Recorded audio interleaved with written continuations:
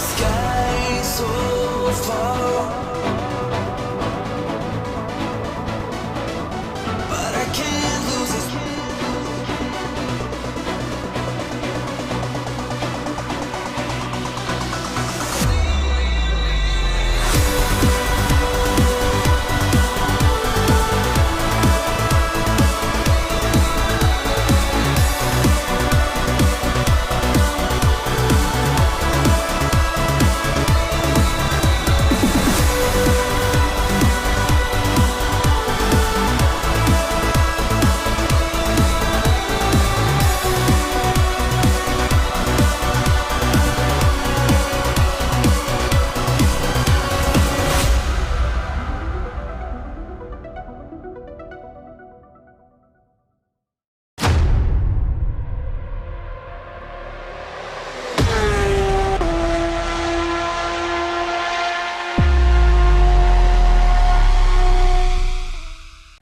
Let's be innovative.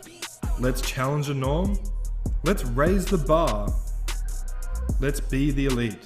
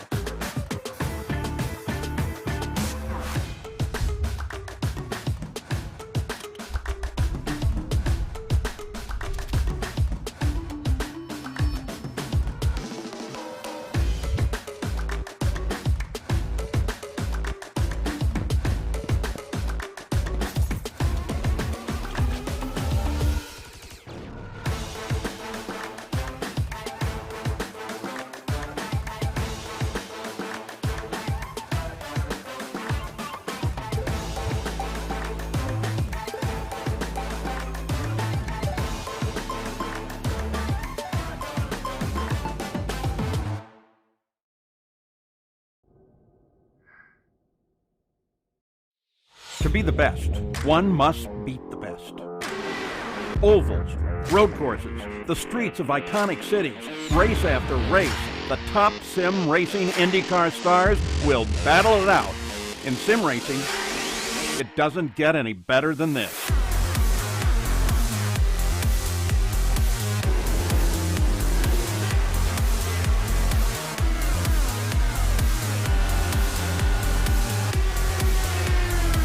This is their battleground, for the checkered flag, for the glory, for the right to say they are the best.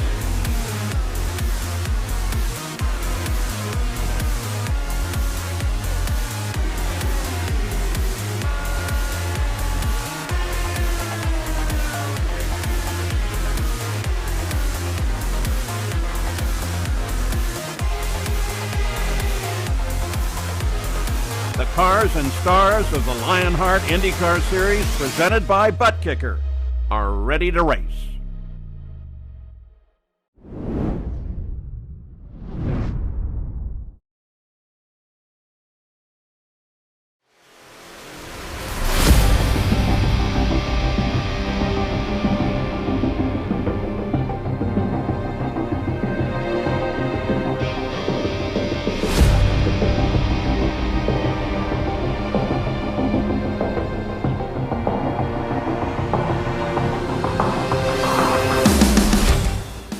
heart of the St. Louis skyline sits the gateway to the west, and in its shadow lies the unique egg-shaped oval that highlights the adaptability required in the Lionheart IndyCar Series. From road courses to super speedways and now to the short ovals, this is the Worldwide Technology Raceway. This is the HyperX 200 at Gateway. Hello and welcome back to RaceSpot TV for coverage of the 2022 Lionheart IndyCar Series. The Lionheart Racing Series is powered by HyperX, makers of premier gaming gear like the legendary ultra-comfortable Cloud line of gaming headsets. Whatever you play, however you play, HyperX knows we're all gamers. For more information on HyperX products, visit hyperx.com. My name is Arjuna Kankipati, delighted as always to be joined by the one and only Justin Prince, and let's dive straight into our butt kicker pre-race show for the third race in the month of August, with still one more left to go after this. JP, it's a busy time for the drivers as they work towards the closing stages of the championship, and we know how tricky Gateway can be. Drivers have been talking all the way in the build-up to this one about how loose the car will be as they ramp off of turn number 4. Very hot track conditions for tonight, and a very difficult track at that to be able to attain tonight. This stretch has been very, very treacherous for some competitors. We've seen that with some of the big ones at Michigan last time out, your next level racing schedule. But now it's the matter, though, of if you want to win the championship, you need to do well in the stretch, right? And some drivers have done so, others not so much. Tonight could be a pivotal moment of the season here at Gateway. To correct myself, I meant turn 2, not turn 4 when it comes to drivers having issues coming off the corners. Of course, each end of the raceway very, very different at this Worldwide Technology Raceway. Over to the land of the rising sun next at the end of August, before we take a couple of weeks off before returning to Motegi and its Grand Prix layout. But as we wind our way into the final third of the championship, it has been a dominant year for Philip Kraus. There are not enough superlatives to describe what a phenomenal season it has been for the Wisconsin native. Alexander Van der Sant, the rookie, sits best of the rest, while climbing quietly, Robert Malechka has jumped his way up into third in the championship. Your defending champion Blocker sits down in 7th as he looks to fight his way forward as we work our way to the end of 2022. No big shock to continue to see Phil Kraus pull away, but JP, it's starting to get mixed up for second on back. Yeah, Van der Sant's trying to find a way to be able to defend Robert Malechka, who's been doing really well as of late. Keep in mind, Connor Harrington's also been fairly consistent throughout this campaign, so the overall driver standings could see plenty of shakeups tonight. Matt Taylor just 1 point back of Harrington, though, with his spike in performance the past couple weeks. Take a look then at the HyperX team standings, and when you see the private label Team Hype running so well in the Drivers' Championship, no surprise that they dominate in the HyperX team standings. Powerslide Adrenaline sit in second, while Powerslide Ignition have closed the gap to Synergy Motorsport Silver. Still a little bit of a way to go, but with Madworks Motorsports very much in tow. Ascari Autosport started as a 3-man group. They're down to a duo after Barrett Rolfe signed off for 2022, but Mitchell Riggs has been running quite well, and that's why when we take a look at your Butt Kicker Rookie Championship, the Ascari Autosport machine runs up in 6th as he closes to the back of Andrew Marquez. But again, with such a strong rookie class that came into this year with plenty of experience out of the series in this car, it's no shock to see those top 3 in the top of the rookie standings. They're very consistent when it comes to their marks. Kraus 14 top 5s and 10s and 14 starts. Van der Sant about half the season has been inside the top 5 so far. Robert Malechka also in that same category, just about, if not in the top 10. So most of these drivers have been very consistent. That's been their calling cards throughout the campaign for some of your top rookies, your top 4 rookies in fact, have all been inside the top 10 at least half of the races this season. Consistency wins championships. It's as simple as that for Phil Kraus. It's been being on the podium in basically every single race that we've had in 2022. Let's talk to you about the Gomez Sim Industry Series details as we work our way through Season 10 of the Lionheart IndyCar Series in Year 9 of the Lionheart Racing Series. We're racing in the latest American open wheel machine, the Dallara IRA team, with a custom fixed setup built by RaceSpot's own Andrew Kinsella. On ovals, drivers have the opportunity to avail themselves of front and rear anti-roll bars to stiffen and loosen up the car at either end. But the weight jacket will be a helpful tool to also work your way through the course of the race with traffic going to be very, very important. Cash and prizes jumped from just over $7,000 in 2021 to over $10,000 in 2022. Of course, our season champion walks away with Gomez in Industries Formula Pro Elite Rim, as well as a Next Level Racing GT track cockpit courtesy of the partners of the Lionheart Racing Series. Just one more Triple Crown race to go as we look to dethrone Adam Blocker, Phil Kraus on a coronation drive, you'd have to say, to the end of the season. But the private label Team Hype looking on course to defend their championship.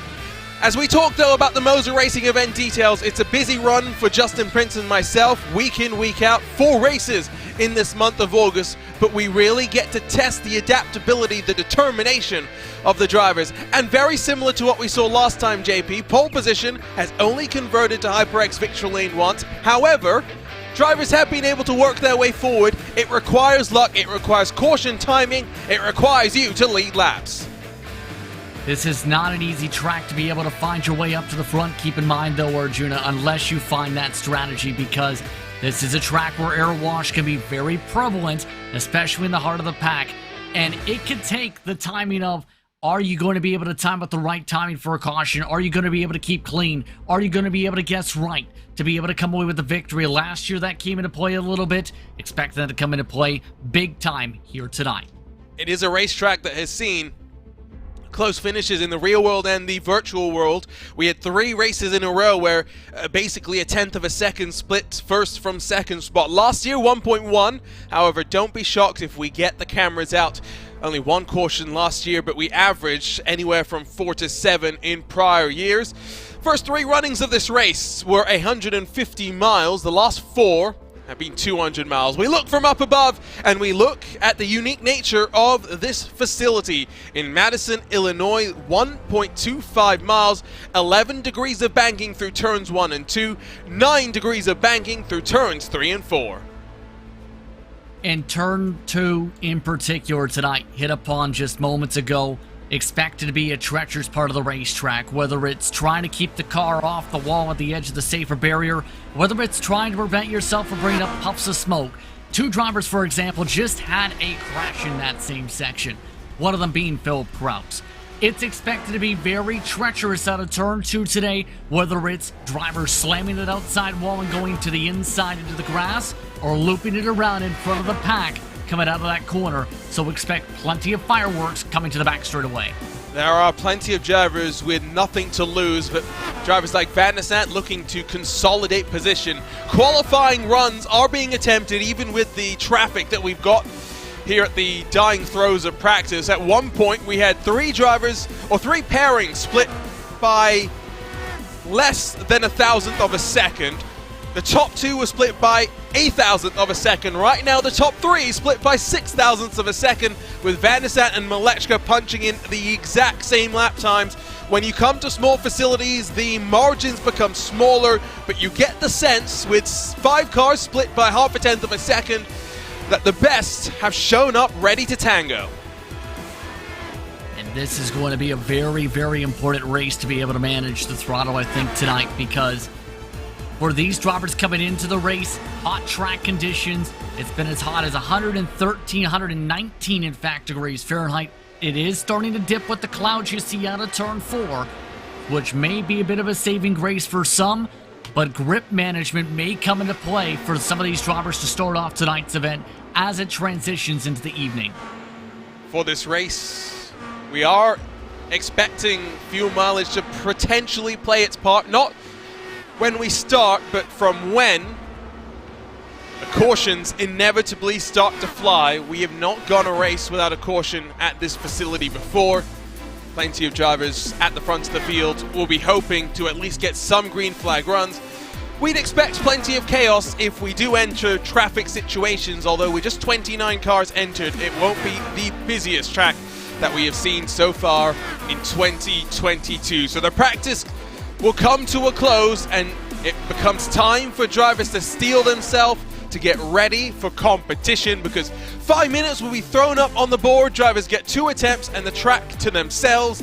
It's go fast time, Justin. We've seen Phil Kraus be dominant in qualifying, but Adam Blocker last time out stopped the run of poles. He stopped Phil Kraus from taking his 6th pole on the bounce. And this is a racetrack where qualifying can be very important, of course, as we talked about with the track position, especially in the early going and the prevalence of that traffic difficulty. It's going to be the matter, though, of who's going to be able to nail these times right here tonight. Josh Chin might be one of those drivers we see do very well, trying to be among those drivers yet again. There's among that couple 100ths of a second difference in practice. Keep an eye on the lines, how to be taken care of here tonight. Wider arc to try to diamond it off the corner for the run off of turn 4. Here comes the king of chins, always rapid when it comes to short track racing at the likes of Richmond. What can he do today? He'll become one of the first to cross the line and get a flyer started. Just see how tentative he's having to be in towards turns 1 and 2. As he builds up a little bit more temperature in those tires. Powers down the back straightaway, winds it through the little bit more open turn 3 and 4. He'll become the first driver to put a lap time on the board. What will it be for the 93 private label team hype machine? A 25.533. We'll see where that stacks up when the qualifying clock comes to a close. Oh, and he hit the wall. Chin hit the wall, so Joshua Chin's qualifying run comes to a close right there. And that's that little bit of loose condition expected corner exit. These cars are nearly drifting just about coming out of turn 2 with that front nose. Brian Carey, a quarter of a second off pole right now. One wonders if it was setting up for lap 2, but Guyon, pole on lap 1, is an improvement on 2? No, goes 200 slower. Carey finds the time. The Canadian goes to the top with a 25.451. A little bit of 4/10 from practice as well for Brian Carey. Remember, though, the quickest times in the 2s, Mitchell Riggs already in the 25.3s. Jason Brophy, one of the drivers to watch for lap 2. How about lap 1 and 2 being both flyers? There's that 25.2. Jason Brophy will punch his way forward, but with the likes of Malechka, Blocker, Harrington, Van der Sant still all yet to go. What do we have in store? Malechka builds as Kraus will roll to pole position once more. Will it happen, or will someone stop the Kraus machine from rolling through Gateway? For reference, so far, Philip Kraus, 8 poles on the season, and getting a pole here tonight would be critical. Give credit to Tower Graph last time out in the Speedway Series, getting his first career Lionheart Racing Series victory of his career. On-time graphic designer Monsto's looking to bump his way up, currently in the mid-pack, though, up on the pylon. Connor Harrington expecting a potential improvement at least a little bit here, possibly for lap 2. Harrington looking solid on that bottom. Marquez to third. Here comes Harrington in the 44. To the line with a 25.324. He will improve, but not as much as Robert Malechka, as the Power Slide 91 machine goes to the top of the board. Robert Malechka to third, backing up the qualifying speed showcased the past year and a half in this series for him. Blocker nearly smacking the wall, though, down the back straightaway. Can Blocker turn things around starting tonight in what's been not the greatest of seasons for the Lionheart King coming into this year? Well, here he comes. Trying to hold a crown. The defending champion with a 25.242 will not best his teammate, will go to 4th. As right now, the top 2 split by 0.02 of a second. Andrew Kinsella will wind up his second lap, finishing down in 11th. But now we really wait for one man and one man only as Alexander Van der Sant builds for lap number 2. Matt Taylor, we've seen for a moment up inside the top 5, but Van der Sant, one of the quickest drivers in final practice. Trying to use every bit of real estate in the bottom, might have been a little bit too low there, had to wash up the racetrack. Can Van der Sant do it? A 25.195. It will be pole position number 1 for Alexander Van der Sant, and for the first time this season, a Power Slide 1 and 2 on the top of the board. What a run once again for Van der Sant, looking like this might be one of those nights for the 96. No cross right there as well with Malechka third, going to keep things tight. Tony Shaw and Luis Gonzalez Nunez, the last drivers to take times here, though. Tony Shaw with a 25.404 will bump him up to 15th. Not going to be good enough to get him to where his teammates will start this race. My oh my, what a session for Powerslide Motorsports in a year dominated by the private label Team Hype Machine. We're ready to go racing in the shadow of the Gateway Arch. Let's dial you through the starting grid for round 15, the HyperX 200 at Gateway.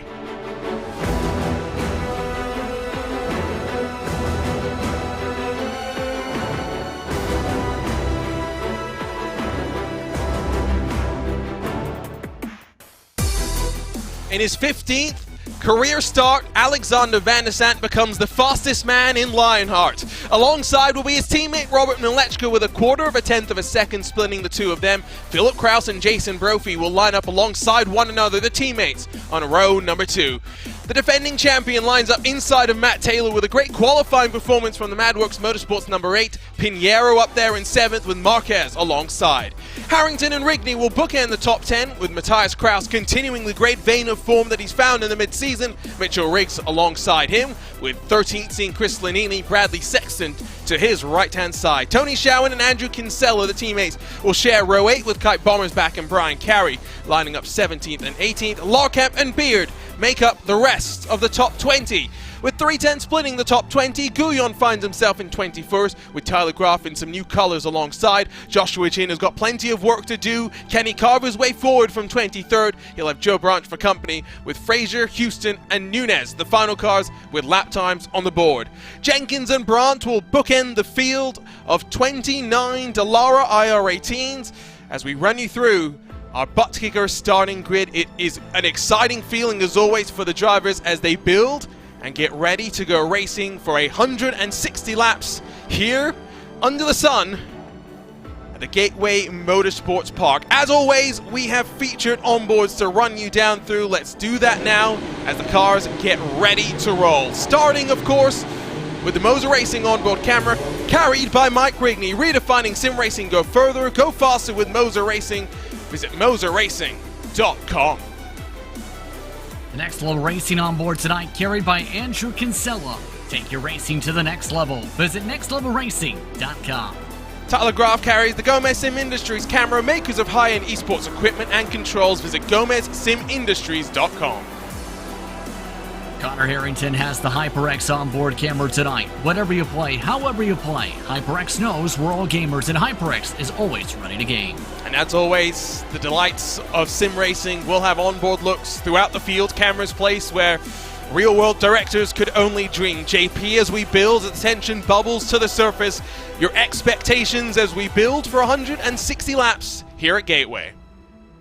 Expecting a strategy blunder when it comes to the potential to caution flags here tonight. If you want to win this race, you need to be able to guess right and time up right on these strategies. The question is, which strategy will be the one that gets you to the front at the right time, Arjuna? Mid-entry expected to be dangerous.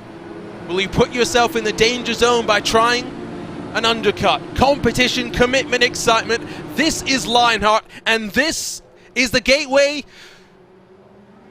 Arch. We are in the shadow of the Gateway Arch. We're ready to go for the HyperX 200 at Gateway. It's a great start from Van der Sant as he builds into turn number 1. Malechka able to comfortably slot in line as Brophy powers around the outside of turn 1. A good start at the front as we begin to single file out. Here comes Blocker on the charge. Alright, bit of hard defense. Van der Sant not wanting to give up the bottom, going to the corner. That really checked up Blocker though from fifth on back. Leading lap 1 though will be Van der Sant, converting his pole position to the clean air that he'll enjoy at least at the opening stages of this race. 29 cars rolled at the start. Of course, traffic will be a factor. The question will be when. Cautions, not an if, but a when. At least from expectations up and down through the paddock, you can see just how much they are jockeying outside of the top 20. Inside of the top 10, Pinheiro feeling the pressure. Harrington working forward. Pinheiro trying to make the outside line work all the way to the wall, in fact, a little bit here. Just looking like some of these drivers trying to walk on eggshells, make sure they don't lose that front nose and spin this car around through the corners, since that's how sharp this thing has been bobbling around for some of the drivers in practice tonight. The main importance, though, get to the bottom if you want to make a move in 3 and 4. That's been the line that usually has worked in the past. Blocker still working now on Brophy, who's lost touch of his teammate up front, at least relative to the gaps in front. Sometimes when you come to Gateway, you do see the leader able to break away, not at least for the time being. Van der Sant only half a second clear of his teammate as Blocker goes on the offense again into turn 3. He'll lunge to the inside once more, trying to slide up the groove, but Brophy powers around the outside, maintains 4th for the time being. You mentioned how loose these drivers are out of turn 2. It is expected to be a little bit bobbly out of turn 4 as well, but the main thing I've noticed is Blocker, when he's been trying to make these passes, is quicker than Brophy, but is almost getting pushed tight, getting on apex off. That's why he's having such a big difficulty here. Watch, you see right there. Has to lift off the gas a little bit to make sure he keeps it off of Brophy. This time he's in a little bit better position. Was a little bit more committed to the throttle there, still cannot make it stick, but has an overlap on the entry into turn 1, will wash up the track. Brophy gives him room, some respectful racing between the two of them, but near disaster, and near disaster in the back. Kinsella goes scrambling, Lanini as well, Shawan in the wall, surely the caution will fly. Just to the edge of the racetrack, and somehow, no caution.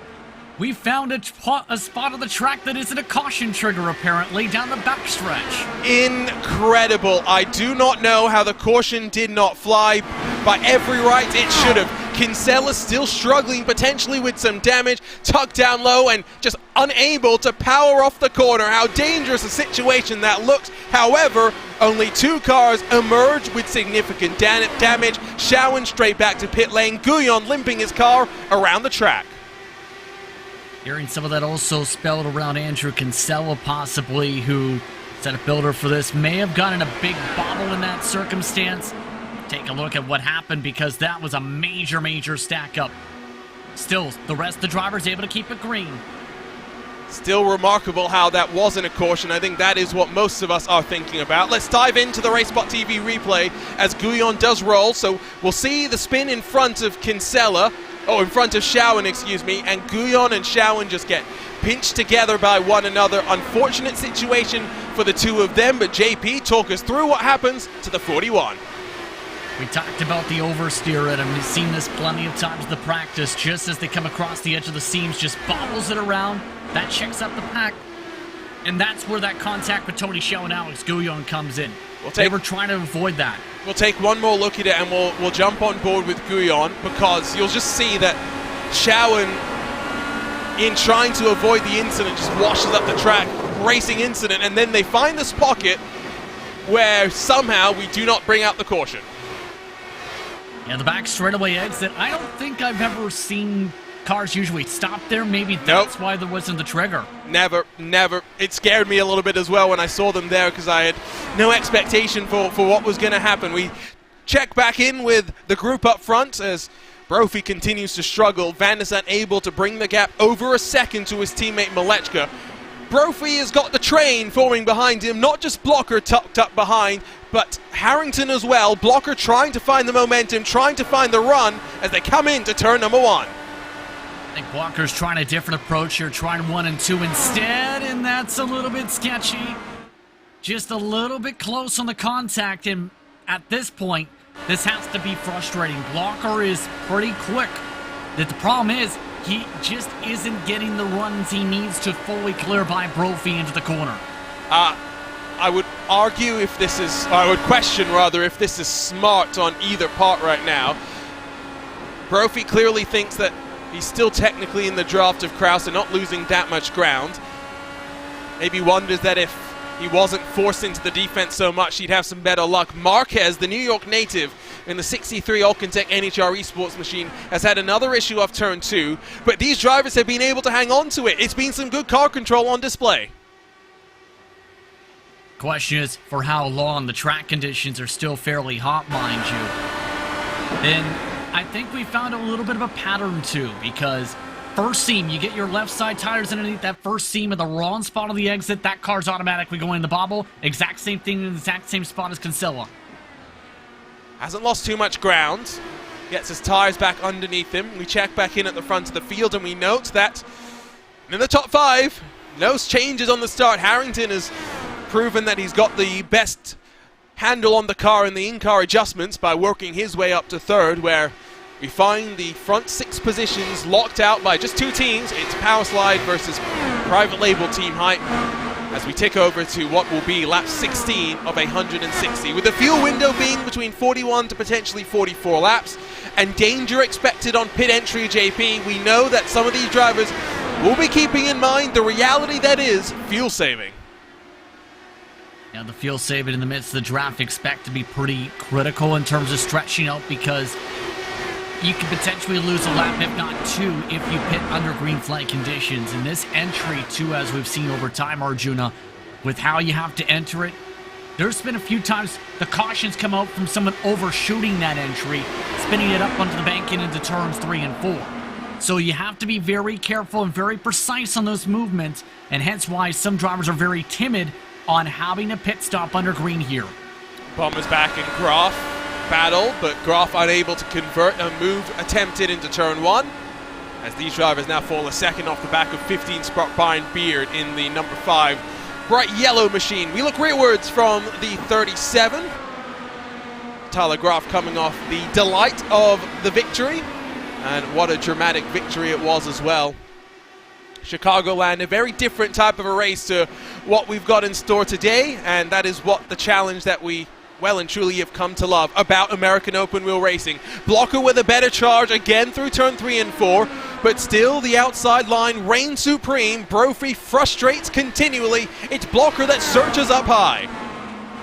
Trying to build up an outer run for the run to turn 3, and again, just that bottom of the racetrack, just having a lift off to be able to prevent contact, and Blocker just seems to be not as good in 3 and 4 in general compared to Brophy in terms of those lines. So this has just been a bad equation to where Blocker is better at one half of the racetrack, just can't find any way to get around the run. You see right there, 1 and 2 in particular, Brophy is struggling.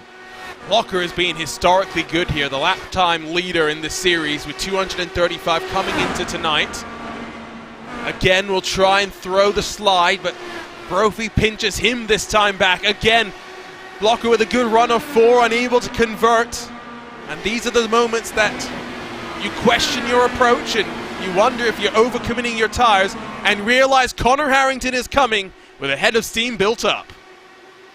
If Harrington's able to close up is the major question. He's been able to maintain within this distance for the past about 5-10 laps. Just hasn't been able to fully close it up, though. If they start to get major checkups, though, how does Harrington play it? We'll have to wait and see. So far, Harrington just seems to be content just riding and saving. Another driver we mentioned, of course, with Tyler Graf's success on Monday night, but Jacob Oster on the podium in the Lionheart Speedway Series will be stepping up to the IndyCar Series next time out at Motegi for a trial couple of runs in 2022, hopefully building, of course, to a full-time campaign in 2023. Will be fascinating to see what the factory back driver will do. We'll be technically replacing a driver at factory backs with Alexis Newsom, our 2021 Speedway Series champion, stepping back from the series for the rest of the year. We wish Alexis well and look forward to hopefully having her back for 2023. So as Sexton and Marquez battle for 12th, Kraus has been slightly able to break away from Jason Brophy. Now 9/10 the separation between 3rd and 4th spots. Even with the amount of battling, would expect it to be a bit of a quicker breakaway, but I think at this point it's just the matching of the speeds, just about. Within about 1/10 of a second, even with the side-by-side between Kraus and Brophy. Kraus is a little bit quicker in the draft. And eventually, though, you have to remember this will all compress, especially with Van de Sant's 1.5 second lead or so. When they reach the back end of that traffic where Matt Houston, Jay Brandt, Andrew Gonzalo, Luis Gonzalez Nunez are down the front straightaway currently, that's where it will really be a true challenge for the 96 to hold on to the race lead. You can see, of course, in the track map, not just the gap between 1st and 2nd, but the dwindling margin that Van de Sant enjoys to the tail end of the pack. Currently 1st and 27th, those still running, separated by just under 16 seconds, with lap times hovering around 26-27 seconds here. We'll see how quickly Van de Sant is able to carve his way forward on the lap traffic. Rigney dives to the inside through turn 3. able to slide on past the Brazilian Adriano Pinheiro as Rigney works up another spot. Pinheiro bleeds another spot. He's down 2 from where he started. Not too much of a drop-off, we'll say. The biggest loser of the field so far, outside of Chris Linney, who had the biggest bobble, has really been Andrew Marquez, who has been a -5 so far. It's to where if you've qualified well, you're likely to be able to hold on to some of that track position for the most part. It's the difficult part of gaining it. That was the major talking point. Graf and Shin are trying to cut through the pack in 16th and 17th respectively, for example. Chin's not done a bad job along with Graf, +6 the both of them, as behind them Bommersback loses another spot to Chris Lanini in the 92, although having said that, the Ascari Autosport machine could have thought about fighting it back on that outer groove that we've seen Brophy defend to superb aplomb. Will not elect to do so, at least for the time being. Yes, first and second are split by 1.5. Brian Carey separated from 13th by 1.1 seconds, but it really hasn't separated out in terms of the pack as much as I expected.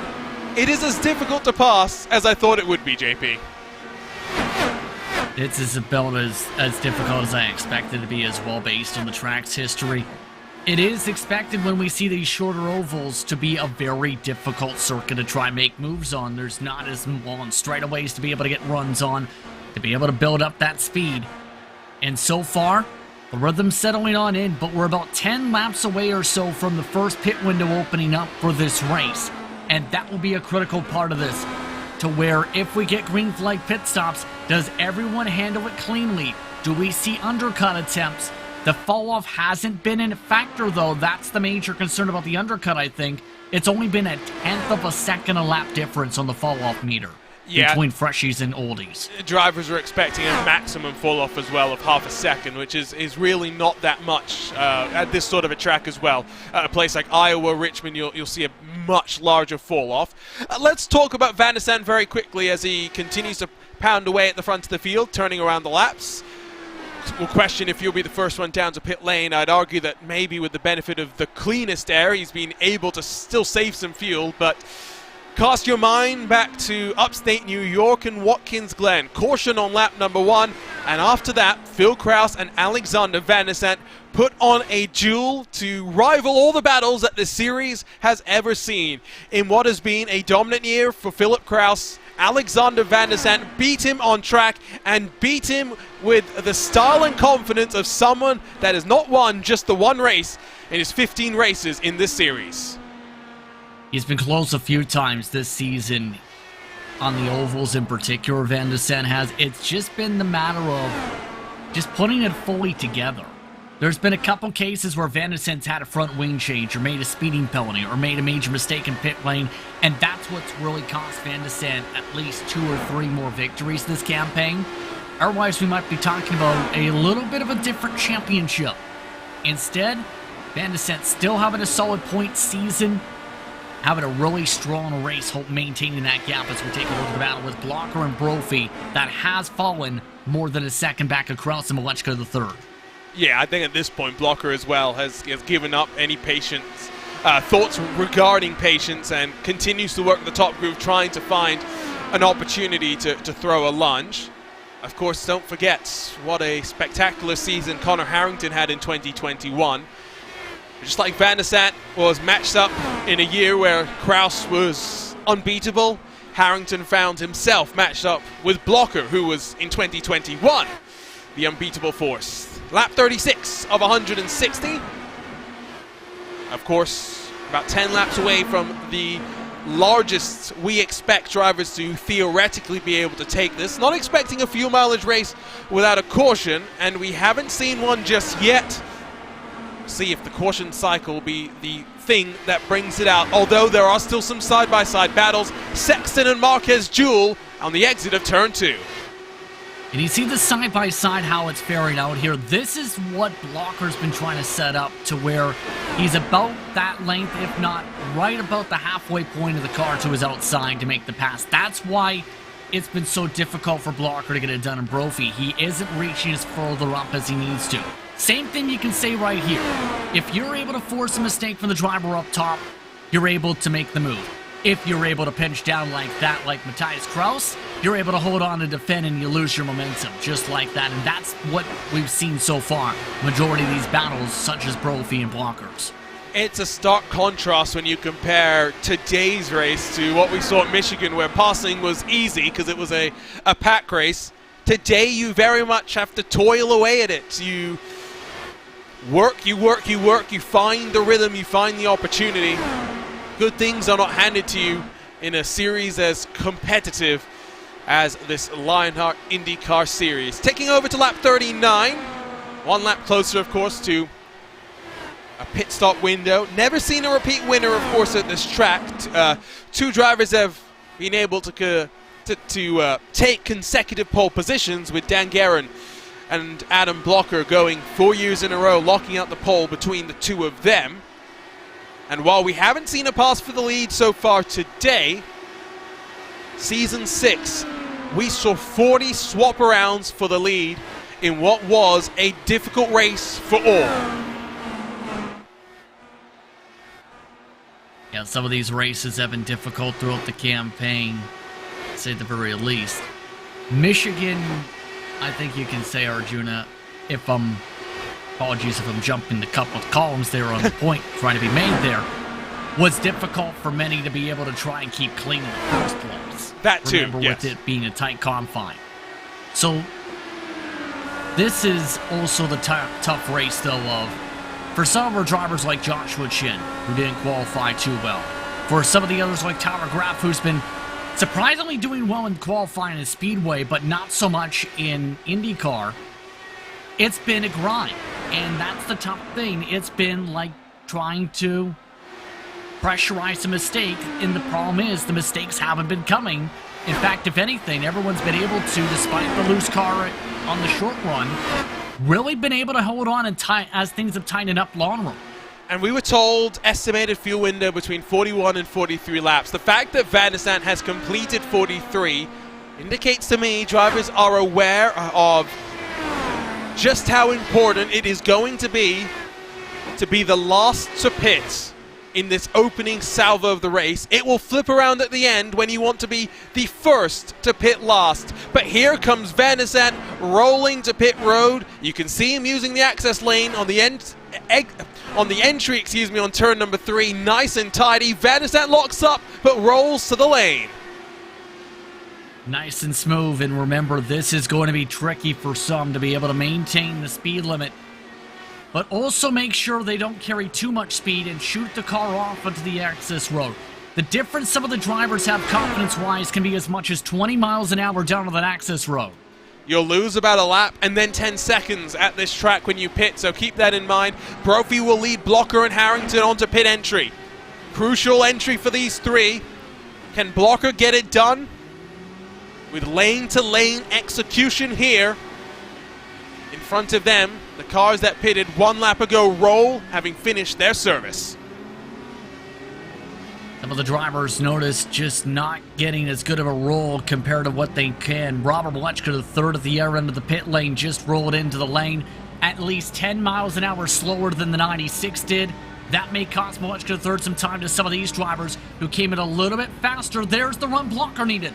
Blocker will beat Brophy off of pit lane. It is going to be close on the exit, and they'll almost make contact. They'll race side by side off a pit exit. Brophy leaves the space. Blocker roars in front. They've lost ground, though, in the battle for the net race lead, as Alexander Van der Sande built a 5-second margin to Blocker, Brophy, and Harrington. We watch Malechka off of pit exit. Houston is the final car still left on track, yet to roll down to pit road, and while Malechka works through turn 1 and 2 on the access road, there goes Van der Sande back to the race lead. Kraus gained a little bit of time on his entry for reference by about a couple tenths of a second, but look at how much time they lost in that next grouping. Blocker, Brophy, Harrington checked each other up with that side-by-side. Half a second quicker was Blocker in the pit lane, and at that point, you have to say to yourself, you got to give up the ghost there to prevent the contact. You can't just race side by side at a 1-lane pit exit. I'm sure that is going to be a moment talked about between the two At the conclusion of this race, Graf works to the inside of Chin, who almost runs himself into the wall on the exit of turn 2, but Joshua Chin knows where the walls are, he knows where the limits are. The 93 holds on to 13th spot. And both of these drivers gained some time and some positions, at least 2 or 3 apiece in that pit window. Chin more so with an 8.6 second pit stop. They were among those who attacked that entry the best out of anybody in this pack. Now it's the tough thing. Get up to Bradley Sexton for Chin. Should be able to claw forward. Was a 1/10 of a second quicker than Graf last time by. Remember, these two have been working together lockstep, but for your leader, here comes the challenge that will be persistent through the rest of this race if we go green from here, which is lap traffic and plenty of it. Van der Sande is tucked up behind Matt Houston in the number 66 Team Raceverse car, who is not making life easy as he tries to hold on to the race leading lap, He gained a little bit of time, in fact, trying to pass by that lap car, surprisingly. But that's going to be the major challenge. Being able to handle the aero wash for the first time. Van der Sande's been in clean air this entire race. The time difference could be pretty drastic, to say the least, in the midst of some of this traffic now. Locker, though, now that he's got some clean air to work with, he's starting to run away from Brophy, and this is what I was expecting if he was to get by the 88. Yeah, as soon as he got the opportunity, lap by lap, 10th by 10th, has pulled away. A 10th that last time by has actually gained almost a 1/10 and a half up to Milechka and Kraus, 1.4 away from the back of the number 19 machine. Jay Brandt will return to pit lane. Not sure what's happened to him. Pinheiro as well. We'll try and figure out what happened to the 56 machine, but he will be our third retiree from the race. Guyon and Shawan, of course, in that early incident collected. Pinheiro, with his own struggles, retires. After what was such a promising start to the season, Justin, with 2 back-to-back poles, Pinheiro will be frustrated with how things have turned out. Expecting a lot bigger things for Pinheiro, we'll say, this campaign. But now, that's the tough thing. You need to be able to prevent mistakes, and the mistakes have come on. Pedal failure here for the 79, Brian Carey in the wall. Not for the first time. Carey's got technical issues. However, you will control it down to the access road, and I believe we will stay green. It looks like a big contact for the Canadian with a rather worn and sorry Delara IR18, but Carey will nurse it to pit lane. Obvious technical issue. He was over the radio saying he had a pedal failure right down the middle of the back straightaway. He just went from full throttle to no throttle and no brakes to be able to slow down to 79 as he cut through that grass. And Brian Carey, another technical issue, another bad stint of luck for Brian Carey as he tries to stop the car. I remember a Indy 500 race that Brian Carey was racing and then had to pull off the track as a result of the technical issues. It's not the first time poor Brian Carey's luck continues to be on the downturn. Here's a look at what happened as we enter turn 1. Just listen.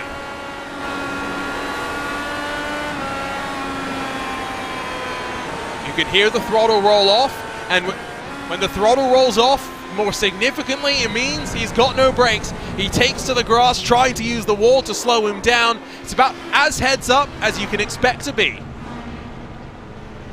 And at this point, I think he realizes he's got no brakes. And if I understand the failure correctly that he might have been half throttle, half brake available. That's about it.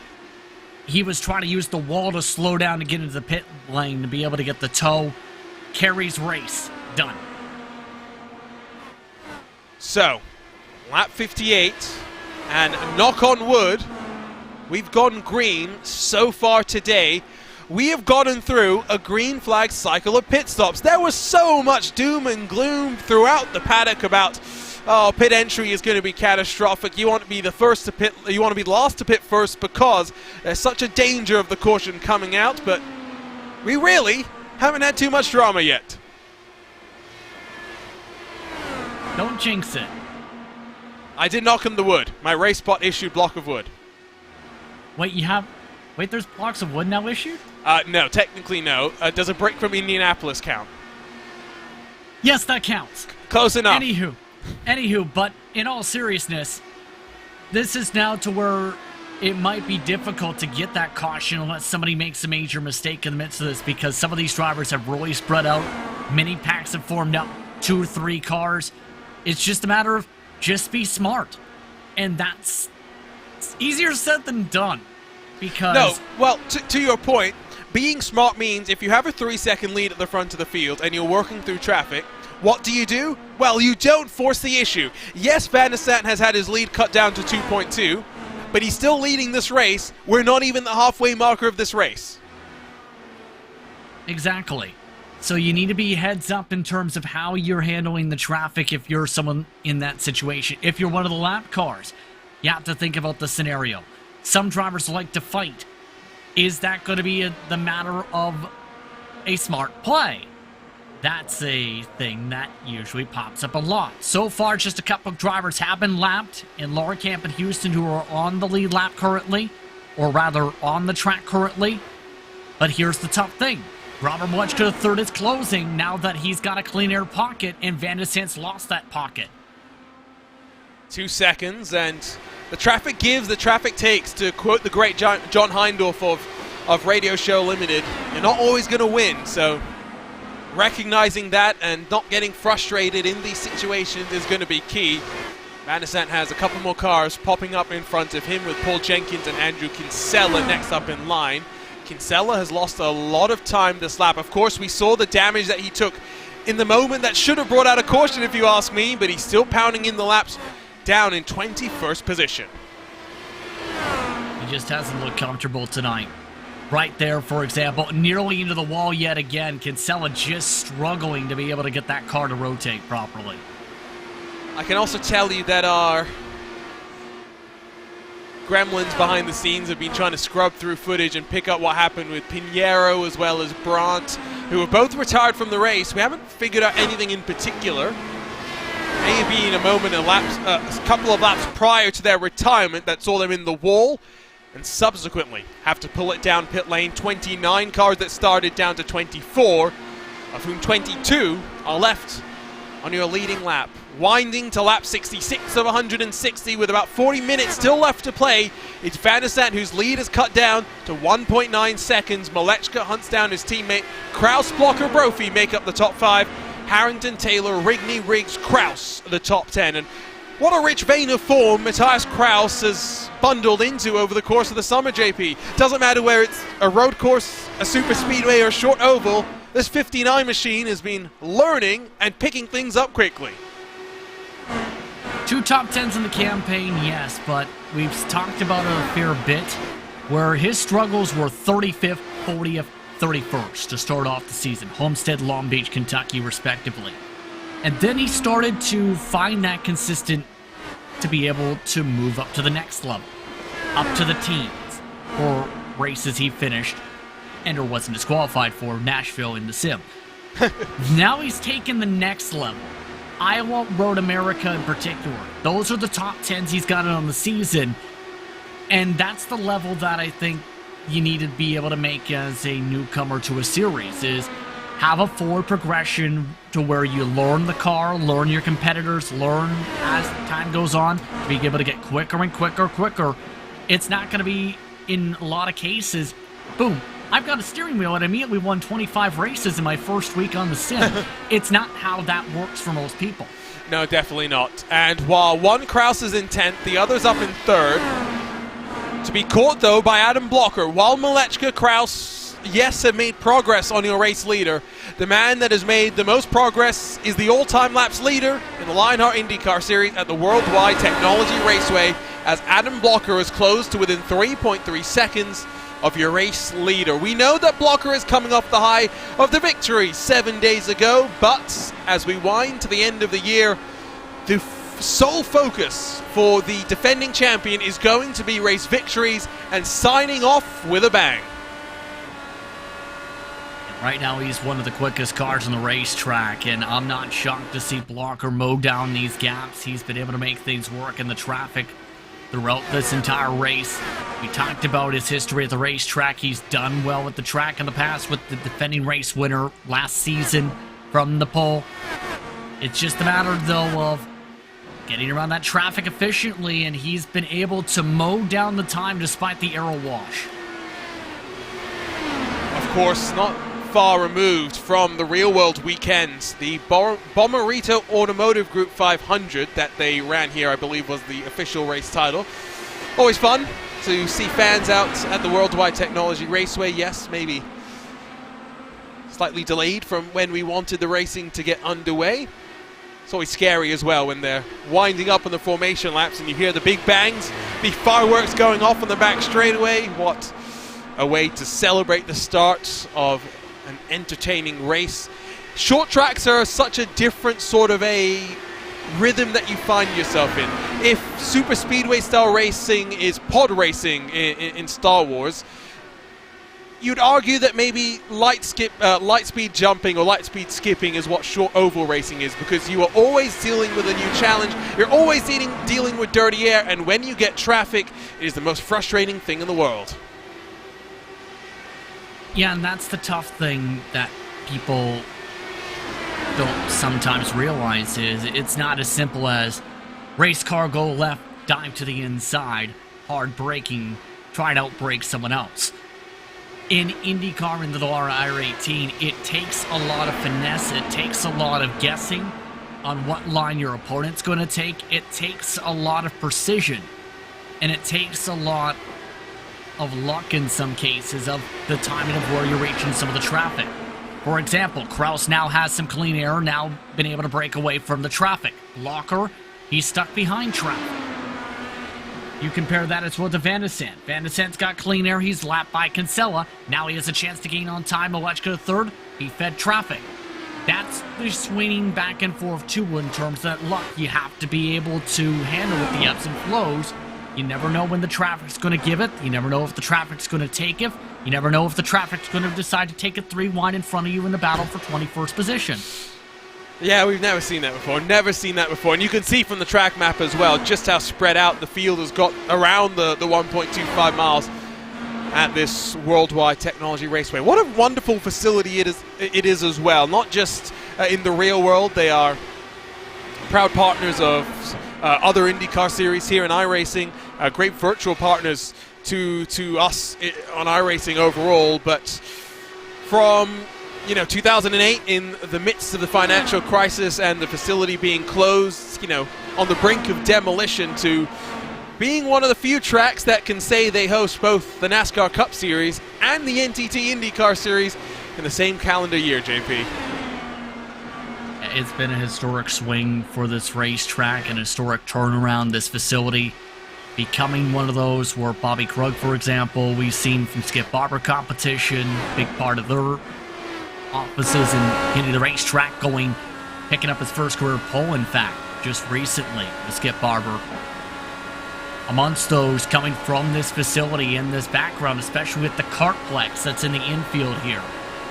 And this racetrack has seen plenty of growth, absolutely, over these past few years, and plenty of excitement, and a prime location, too, because of its vicinity to St. Louis. It's where Romain Grosjean got his start with oval racing, fell in love with it, and, became a full-time competitor in the NTT IndyCar Series here in 2022. Of course, Will Power earning his 67th pole position, tying him with Mario Andretti for the all-time qualifying record. Love this track, always enjoy the various challenges that we face across of America. While Josh Chin works on the back of Bradley Sexton, JP are about 10 laps away from another pit stop cycle as we've worked past the halfway point of the race. It's gone by quickly, to say the very least, expecting 2 more pit stops, including this one coming up. Van de Sant has seen that lead shrink from 3 seconds down to 1.3 with a lot of the traffic.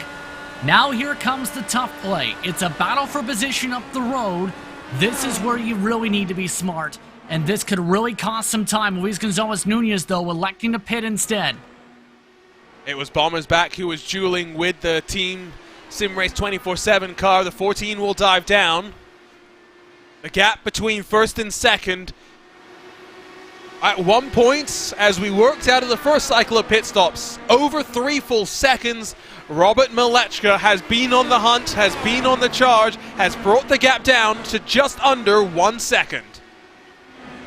It's taken a lot of work to get there last time by, gaining 0.3 of a second in the 25.8 still. The traffic's been very cordial when it comes to the 91 situation. Now, though, with the aero wash starting to become a bit of a factor possibly with that aero wake, how much will that slow down in terms of that pace? How will Van de Sande try to attack this pit lane too? Remember, Van de Sande had an 8.3 second pit stop, one of the quickest in the field last time out. Works past the Ascari Auto Sports car with no major drama. Van de Sande pitted first, remember, because he's been leading the entirety of the race.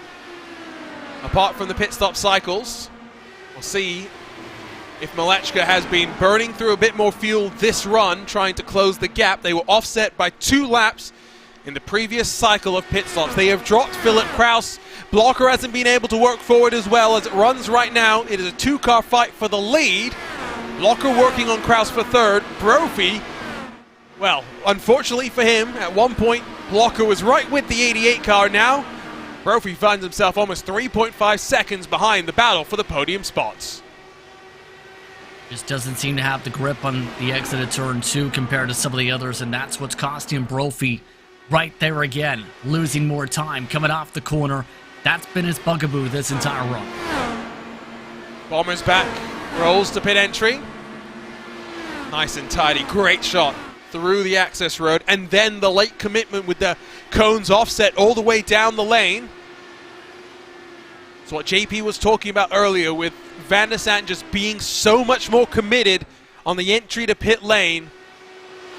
But it's not just there that Van de Sande has found time. When Van de Sande took victory at Watkins Glen, every time that Kraus and Van de Sande came into the pit stops lockstep, Van de Sande found time, dropping from the jacks and rolling from the box. He is a master of releasing the clutch. Van de Sande very good at all aspects of pit lane. Taylor, the 8-car rolls from inside the top 10 as pit stops become a reality. That entry and exit can cost you as much as 3 seconds if you aren't strong enough on that entry, as confident enough as you need to be on that entry. Van de Sande, I'm keeping my eye on how he handles this run. We are on lap 44 of the stint. Might see the peak out maybe this time by based on the last run. Looking like he's thinking about it. Watch the speed. Right down to the lane, right down to that apron. A little bit slower this time compared to last time on the entry point, but able to lift up as soon as he knows he's got the grip. Gets it down to 45 right at the cone. Love it. Great onboard ride with Alex. Caution. Oh, and this is crucial. Mitchell Riggs has lost it, and the caution flies as Van de Sande was already down on pit lane. Now, a number of cars will be trapped a lap down potentially, but in the blink of an eye, the race is flipped on its head. What did I say about pit entries and the potential of a caution flag? This just flipped the race.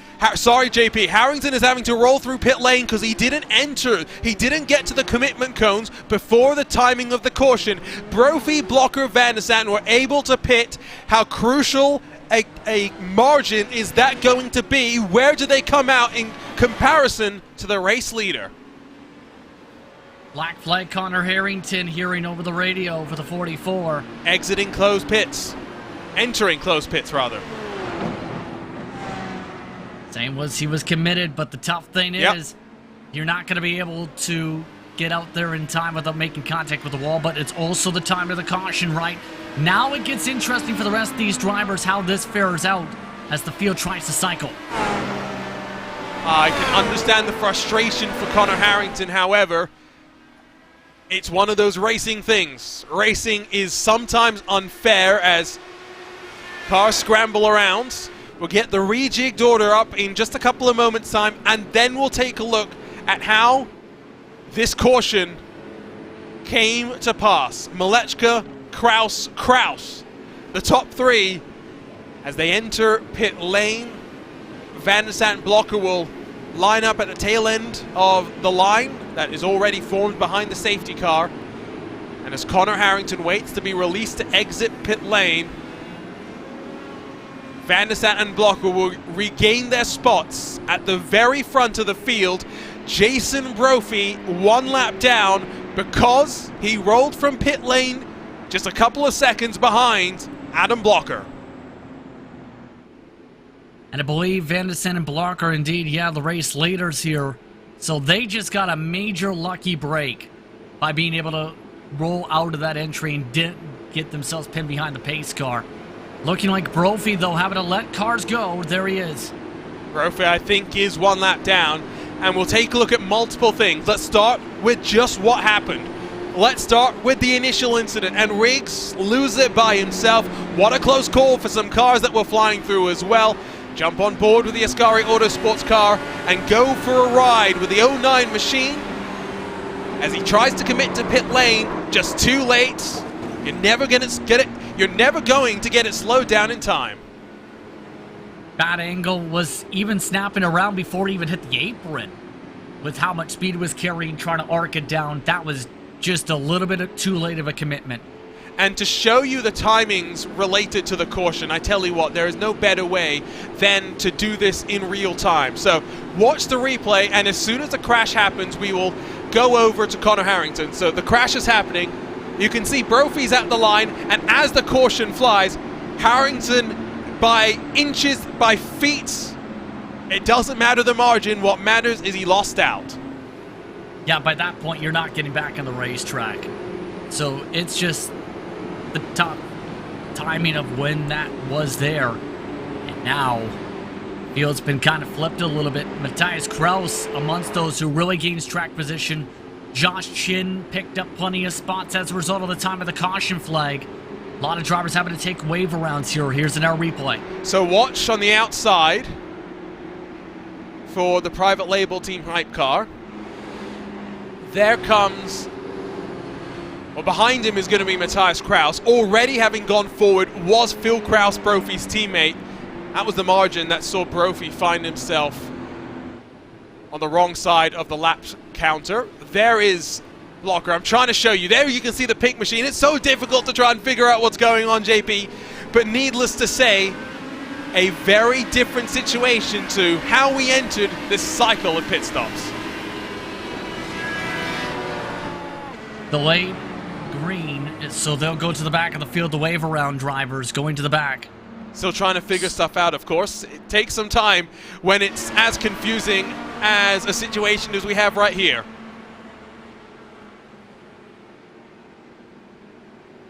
So now we'll have to really see how this plays out. Right now, looking like 13 drivers on the lead lap last time around scored. 13 scored on the lead lap, 23 scored as running, after Mitchell Riggs is also now retired.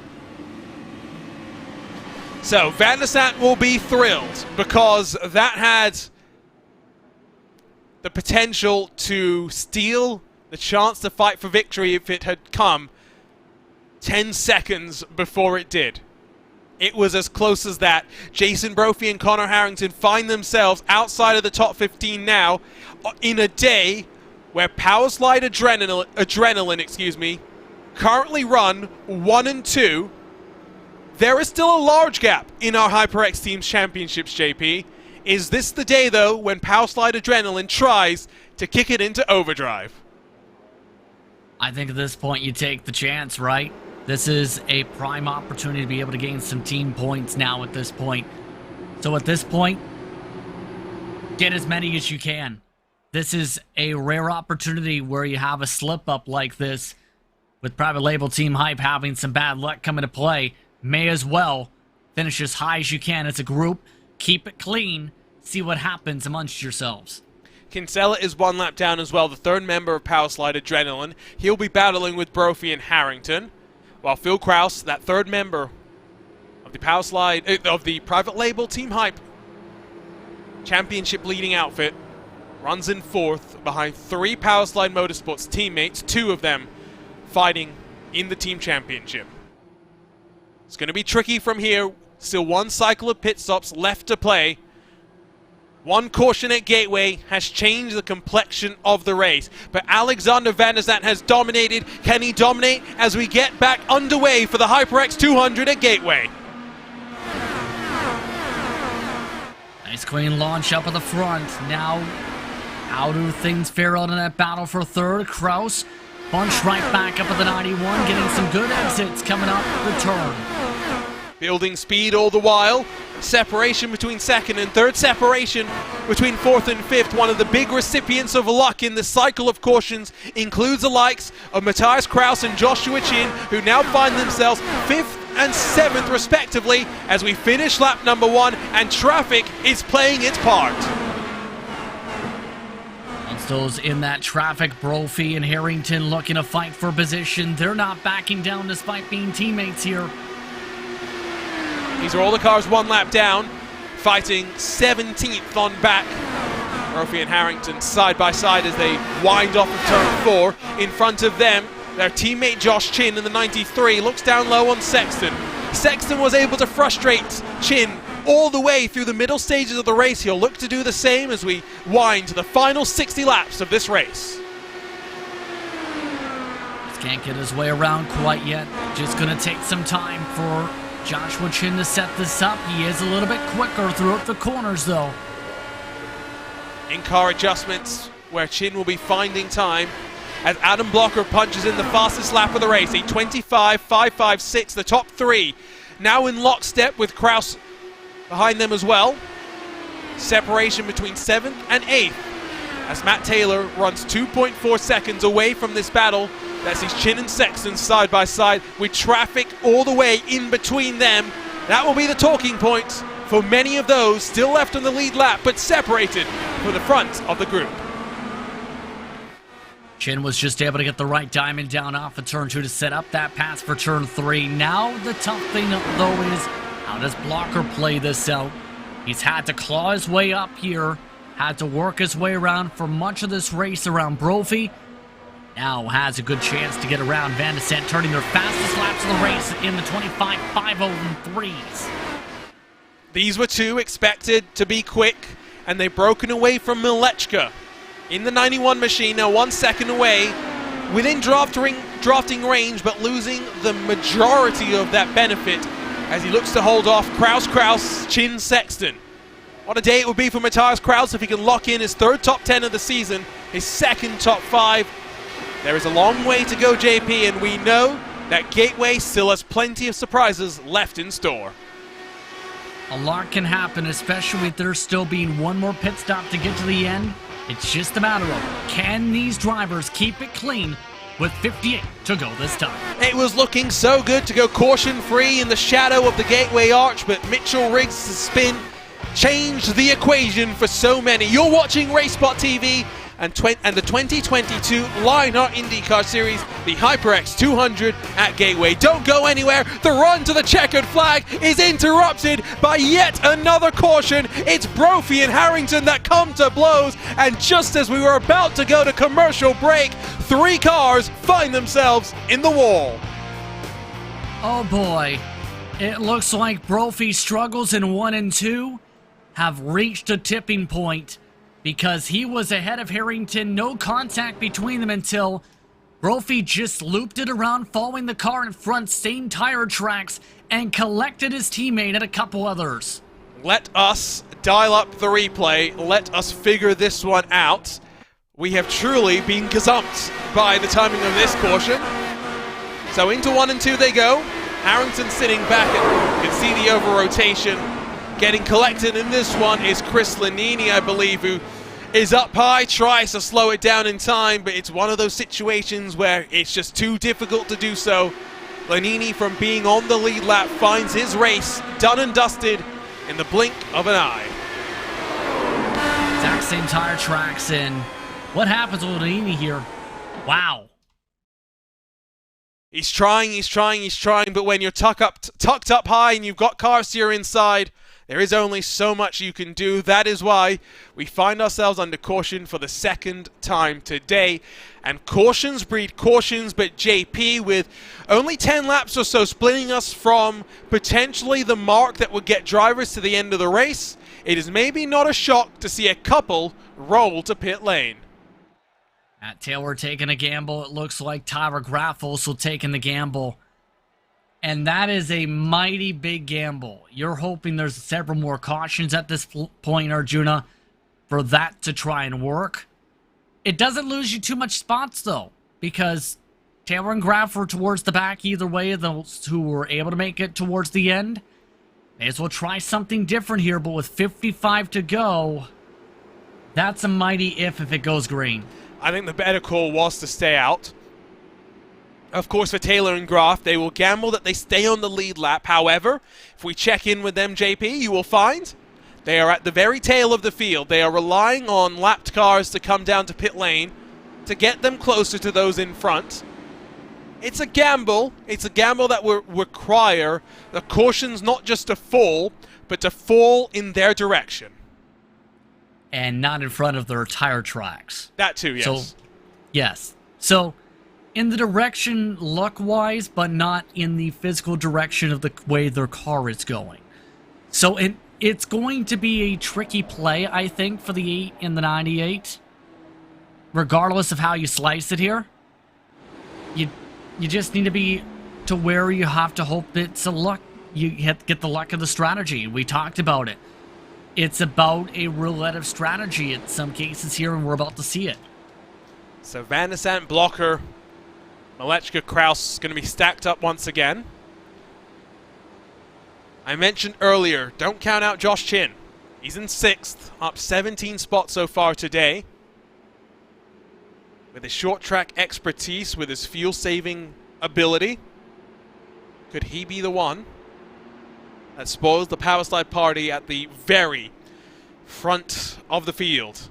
Of course, next week, it's over to Motegi, the site of Henry Bennett's sole Lionheart victory in 2021, and the site of plenty of drama last year across our championship competitions, JP. It's a difficult one. Very similar in some ways with its unique layouts, with each end of the track being very different to what we've got here today.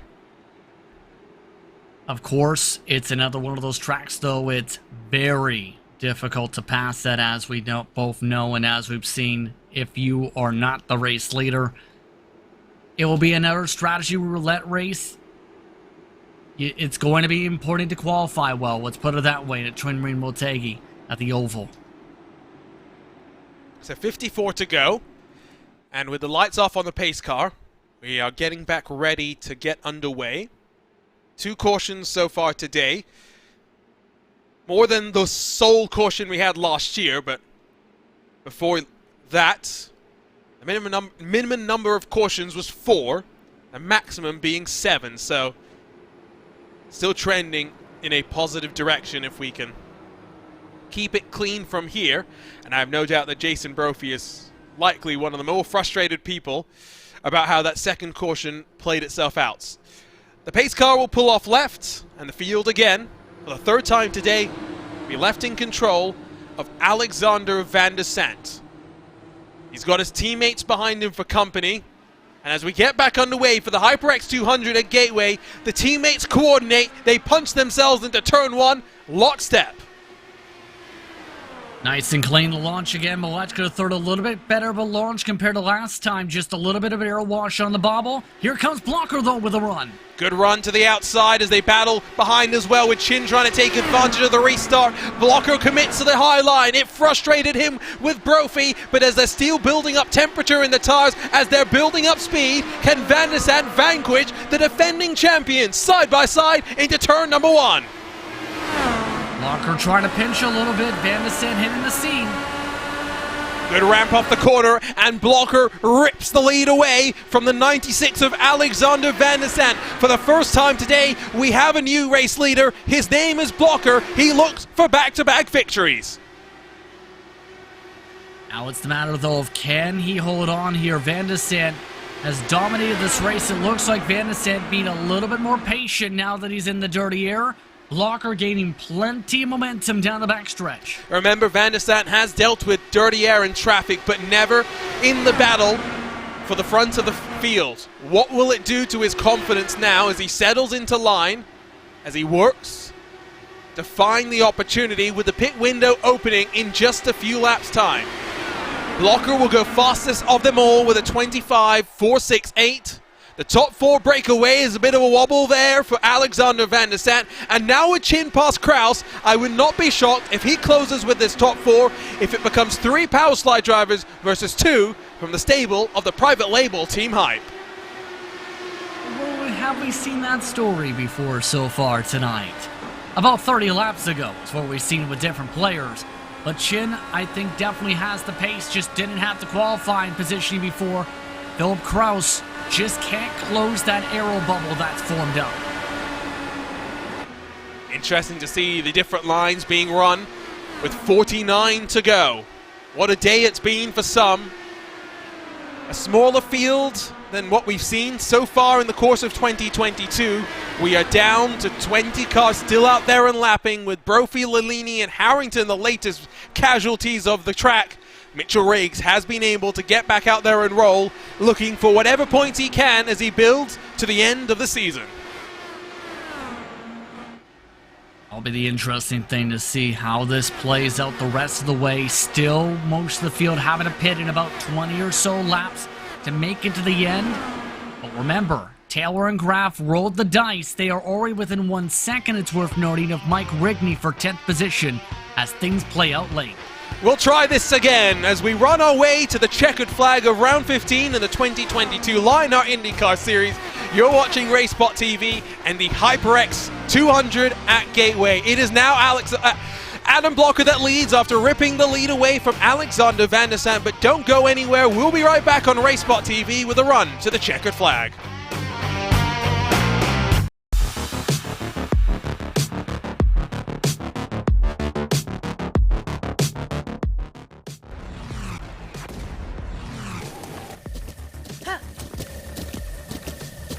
With the Butt Kicker Gamer 2, what you see and what you hear is what you feel. Butt Kicker. The future is feeling.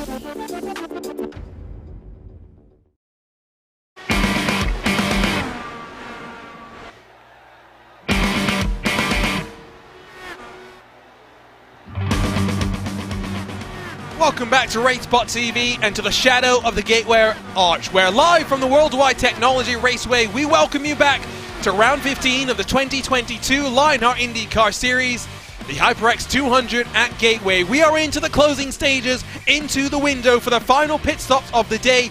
We're alongside myself, Arjuna Kangipati, delighted to be joined by the one and only Justin Prince. And Justin, it's been a fascinating day so far, with 2 cautions, one really changing the equation of the day for the likes of Jason Brophy and Connor Harrington. But it is a power slide 1, 2 and 3 as Philip Kraus and Joshua Chin work at the front of the field as we enter the closing stages of the race.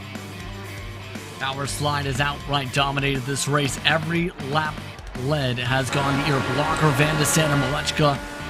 But Philip Kraus, remember, has kept things close. Kraus trying to have a bit of an improvement in the lineup. For Kraus, he's running in what could be one of his lowest ranked position finishes of the season.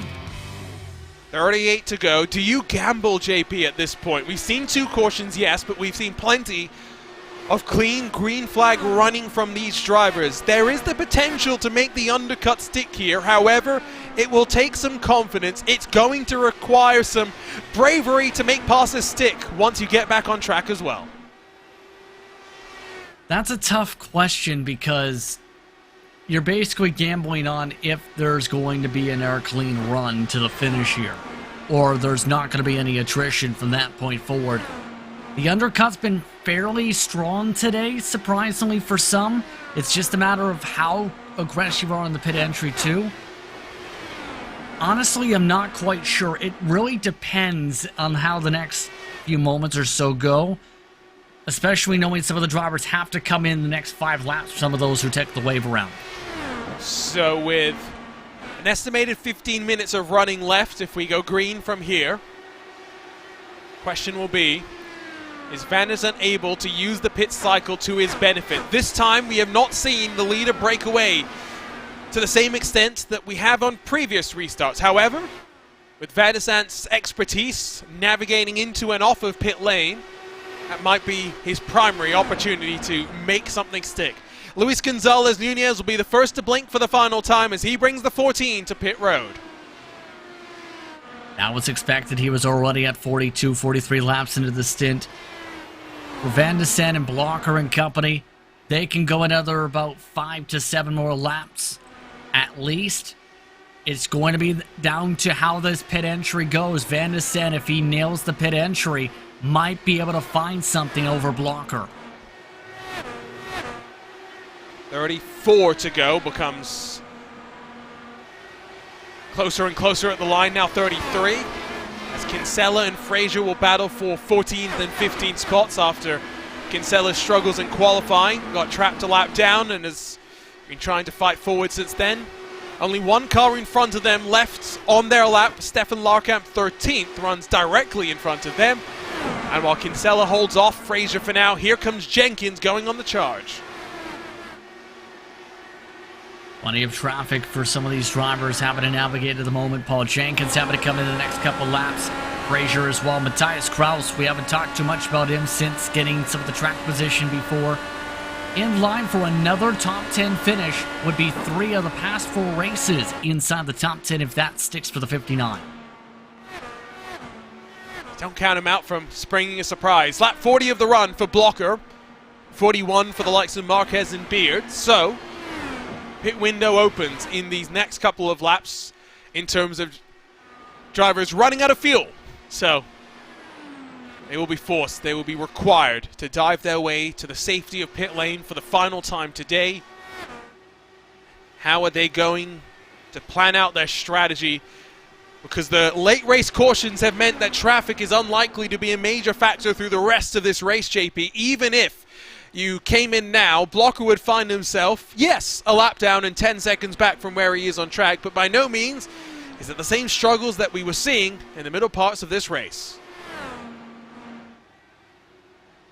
Yeah, expecting this to be nice and clean with the amount of cars left, 19 running. It's going to come down to just how strong Van de Sande can drive in the traffic. Right now, Blocker is quicker in 1 and 2 in particular to be able to keep that clean air pocket. That's the tough balancing act for the 96. You see, for example, Van de Sande's able to take a nice wider sweep before the push up the corner. Blocker's been basically hammering it down to the bottom late and having to slide it up nearly to the wall to try and maintain the momentum, losing all that gap by the time the draft builds up down the front straightaway. You can see the pocket of traffic in front as they work to turn 3. But with 28 to go, someone decide it is worth the gamble of coming to pit lane slightly earlier than anyone else. We've talked about the dangers of pit entry. If there was ever a time to be worried about someone spinning, as they work their way down to the pit lane limit. Surely it would be today. Kinsella has lost a bunch of momentum and now holds off Frazier once more. It's been an entertaining day, an interesting day to say the very least for the 41 machine. On near spin at one point, Kinsella was running 21st at one point as well, struggling. Still, I think is struggling a bit even in the midst of this traffic. It's just not been the greatest of days, I don't think, for Kinsella in general. As the leaders work to traffic, Van de Sant closes. Such a wily character when it comes to working with the dirty air. Would be shocked if Van de Sant looked to get the pass done. Able to slide on through, but loses a bit of ground now. And traffic will break up the top four, JP. They will be thinking about it as they work closer and closer to the cycle. Yeah, I'm already keeping my eye on that pit lane. Frazier coming in, for example, right now. No one wanting to blink yet, though. That's the thing I'm noticing. I think if you're Joshua Chin, it's probably worth the gamble. If you're in front of him, it becomes less worth it. Of course, Kraus just looking to continue racking up the podiums as he continues to run in fourth. Less than 25 laps to go, though. And in terms of track conditions, we haven't really tracked them over the course of the evening, but it's almost 5 p.m. here on iRacing Day in the virtual gateway. Not that much wind. It's relatively warm for the tires. Already a track known for putting plenty of load into the rubber. Graf stays out. Beard and Rigney roll to pit lane. More and more starting to dive to pit lane. Those were the 11th and 12th place cars. No peel off of the race leaders yet. Approaching 20 laps to go. That gap has stagnated to about half a second. And that's the question mark. Does Van de Sant come in with blocker? And if so, how does that play out? Marquez rolls to the lane. You mentioned this at Michigan, I think it was last week, JP, but teammates will be very reluctant to come in on the same lap to try and offset their entries just in case something happens. However, Blocker and Van de Sant commit on the very same lap. We'll get a battle in pit lane. Van de Sant deep on the brakes, almost into the back of his teammate, but makes up time as they roll to pit speed. Near contact and near bumping each other. This is going to be a little bit risky for the entry. This might check up Van de Sant, in fact, when the blocker car has to peel off to the pit box. Van de Sant will have the better pit stall, of course, as Blocker rolls to the pit box. Who will win this crucial race?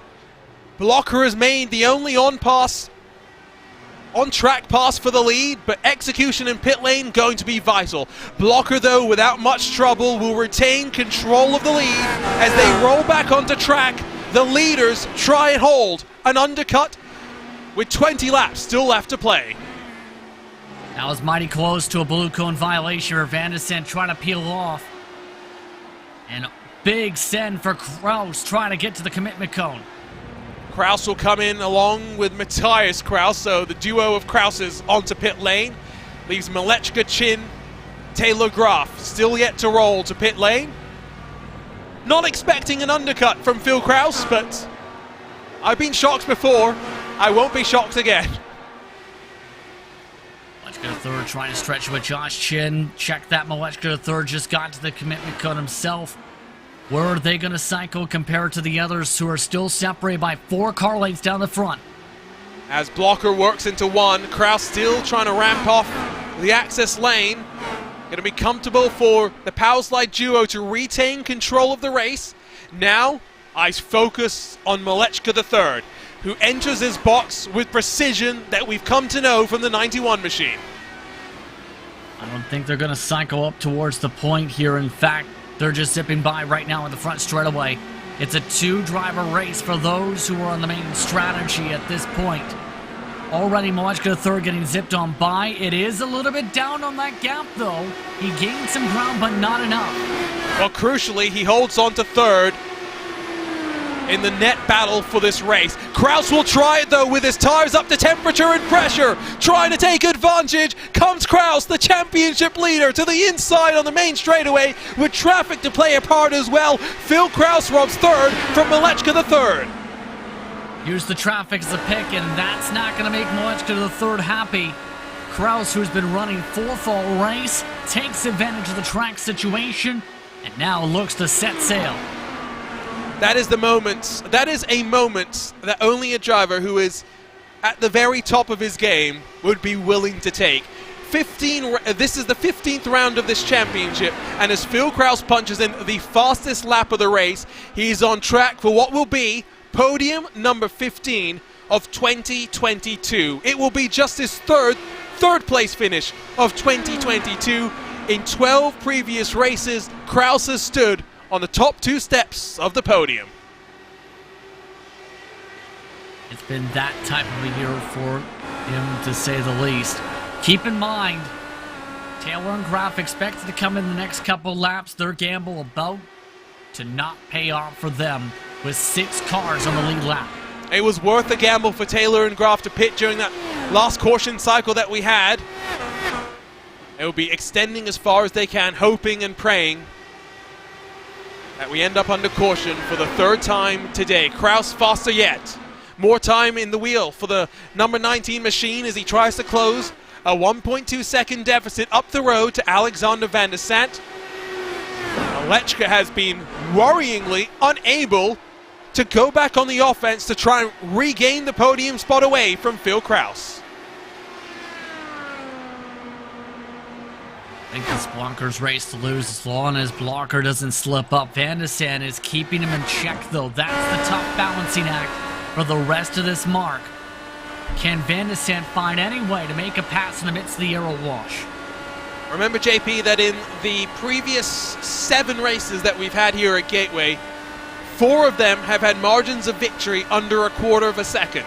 3 of them, yes, have seen the victory taken by over a full second. 1 victory, 4 full seconds. But this is a track that is known for close finishes, and as Matt Taylor rolls to pit lane, leaving Tyler Graf as the final car yet to come down to pit lane for the final time at the front of the field, it is now the battle between Adam Blocker, Alexander van der Sant, and the closing Philip Kraus, who searches for victory once more in 2022.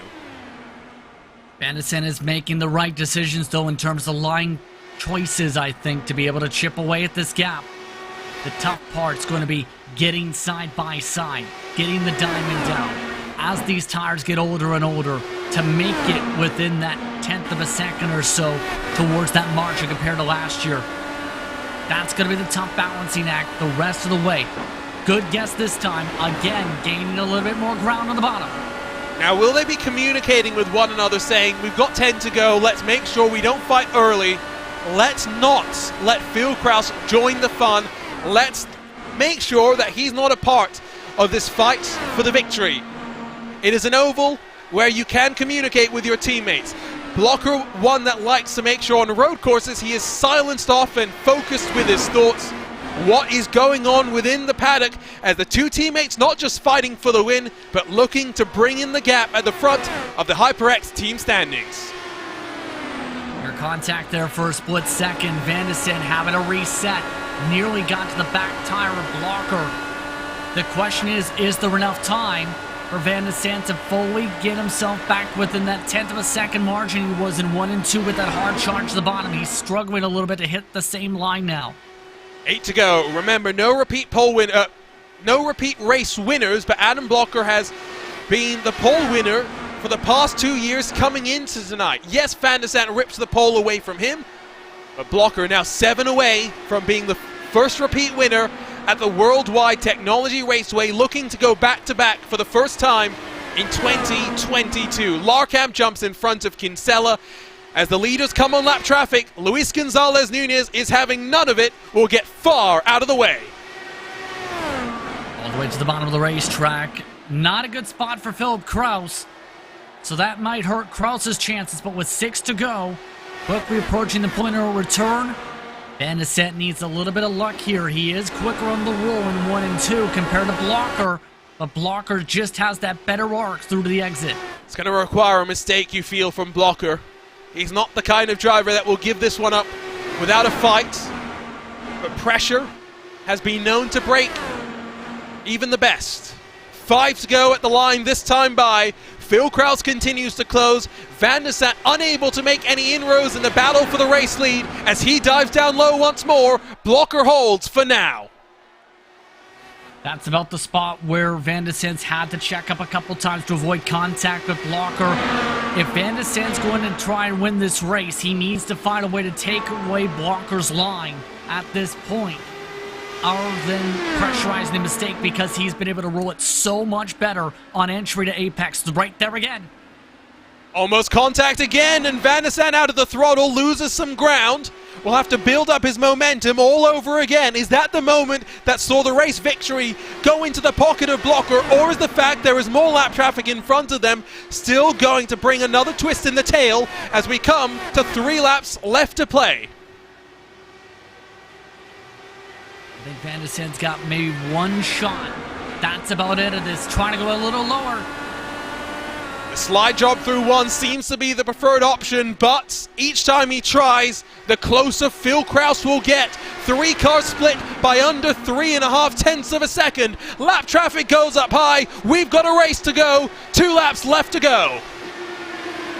Van der Sant's a little bit too far back to make the lunge this time. Might have a chance in 1 and 2 on the final lap. That's about it. It comes down to these final moments. With 4 cars breaking away at the front of the field, has Blocker done enough as we come to the white flag in the HyperX 200 at Gateway? Blocker searching for back-to-back victories. Oh, and Van der Sant nearly clocked the wall. That might have been his chance there. It has been the Power Slide show here at Gateway today. Can Phil Kraus wrestle away second from Van der Sant, who is struggling in the closing stages? Second and third both wobbling as they ramp off of 2, but into 3 for the final time. It will be Adam Blocker that leads the field. In a year dominated by Phil Kraus, it is now just the second driver to have won back-to-back races in the LIS Rd IndyCar Series. Adam Blocker wins at Gateway. He wins the HyperX 200 at Gateway. It took a lot of work for Blocker to get there, but what a strong run towards the end of this race. As soon as he got the clean air, he was able to just hold on and defend well over Van der Sant. The first time a driver has been able to win multiple times at the Worldwide Technology Raceway, it comes in the form of a driver that has dominated here in the past. Yes, 2022 is the year where the championship will leave the clutches of Adam Blocker, but the rest of the year is open for Blocker to make a statement. The statement was made today with the pass around the outside on his teammate. Adam Blocker roars into HyperX victory lane. And I think this is needed for him momentum-wise for how this season has fared out. Blocker going to be extremely pumped to finally break through yet again this season. His 3rd victory of the season in a while, though. Well, it's been a week. The previous victory, I have to correct myself, it feels so long ago, but Blocker did win at Long Beach as well, so he had already won a couple of races this season. He'll be delighted with victory number 3 this week, but it holds to say that watch out for the Blocker Express. If it's been the Kraus train that has rolled through the first half of the year, it is the Blocker Express that is looking to stamp his authority on the rest of the championship. Well, 160 laps later, just a couple of cautions. What a day it was for Adam Blocker, taking yet another victory in the storied history of his LIS Rd IndyCar Series career. It is victory number 35. It's in front of his Power Slide Adrenaline teammate as the 96 car comes across the line in second. A good day overall for Power Slide. Phil Kraus continues the momentum though. A 15th straight podium on the bounce. Malechka in 4th, Matthias Kraus with his 2nd top 5 of the season, his 3rd top 10 in as many weeks. Joshua Chin in 6th with Marquez, Beard, Rigney and Sexton making up the top 10. Joshua Chin, the hardest charger of them all, plus 17 to 6th spot. Matt Taylor finishes the final car on the lead lap with Adam Frazier, Andrew Kinsella, Stefan Larkamp and Joe Branch 1 lap down. Luis Gonzalez, Nunez, Tyler Graf, Matt Houston 2 and 3 laps down respectively. Then the many retirees, Paul Jenkins and Kite Bommersbach, the first two that retired from this race, while the likes of Mitchell Riggs, Chris Lanini, Jason Brophy, Connor Harrington, Brian Carey, James Brandt, Adriano Pinheiro, Alex Guyon, and Tony Schowen will round out the field of 29. Fastest lap punched in by Philip Kraus as he went on the hunt in those final 15 laps of the race. What a day it was, and with a checkered flag in hand, we dive our way into the HyperX post-race show, because the Lionheart Racing Series is powered by HyperX, makers of premier gaming gear like the legendary ultra-comfortable Cloud line of gaming headsets. Whatever you play, however you play, HyperX knows we're all gamers. For more information on HyperX products, visit hyperx.com.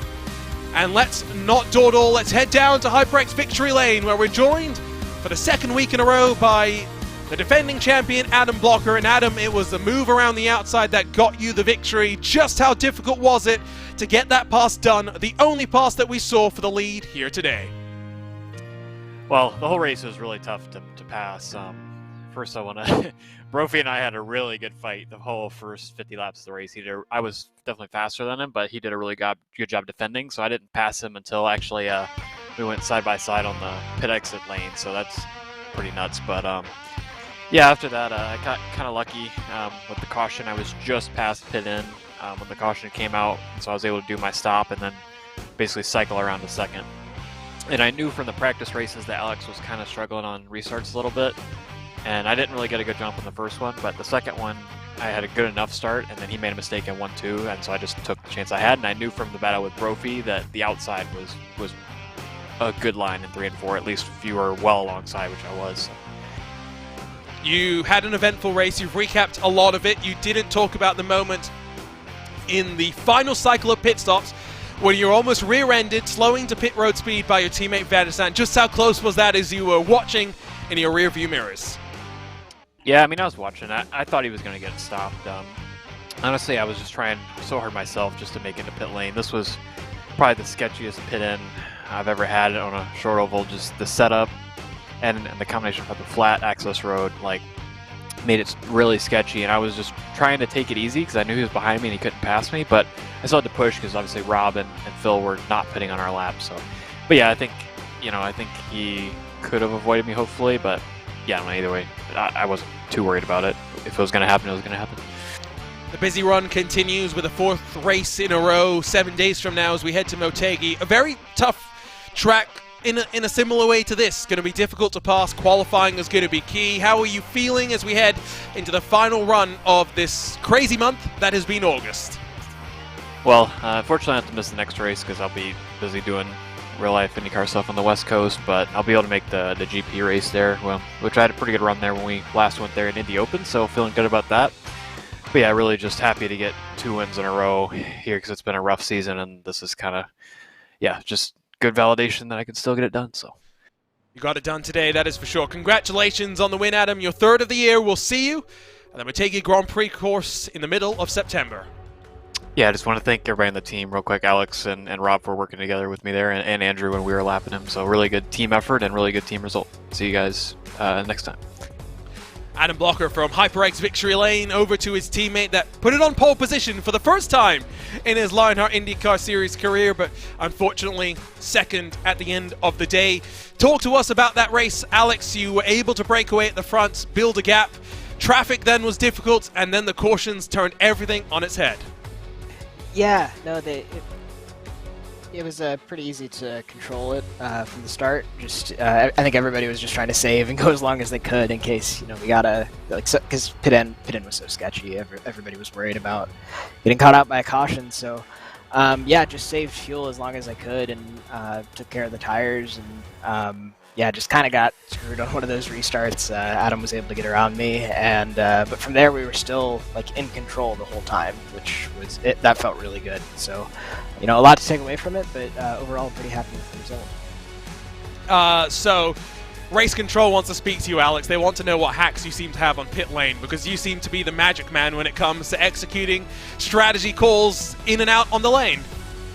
Yeah, I didn't really get to show it off this time, but yeah, it's just something I practice that other people don't, and it's easy to do because you're constantly leaving the pits. So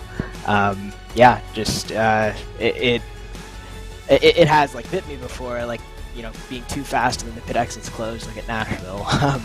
But fortunately I was able to execute really well, keep it clean but still fast on the pit in on the green flag stops, and just brought it home. It does look as though you are in for a fight in the championship now as we wind to the end of the year, as your teammate Rob Malechka and a couple of others have closed you down. Are you feeling excited about the end of the year and having to fight tooth and nail with other drivers as you look to secure second in this championship? Yeah. I mean, I know the battle for first is long over, but we're proud of what we've done so far this season as a team. It's getting close. This race helps, certainly, getting a bit of a gap to Rob. Hopefully we're able to keep it clean throughout the rest of the season and just go for more wins as a team. Good day for Powerslide with a 1 and 2 as they try and close in on the private label team up. Alexander Vandesant finishes second. We'll see you at Motegi in a week's time. Thanks, guys.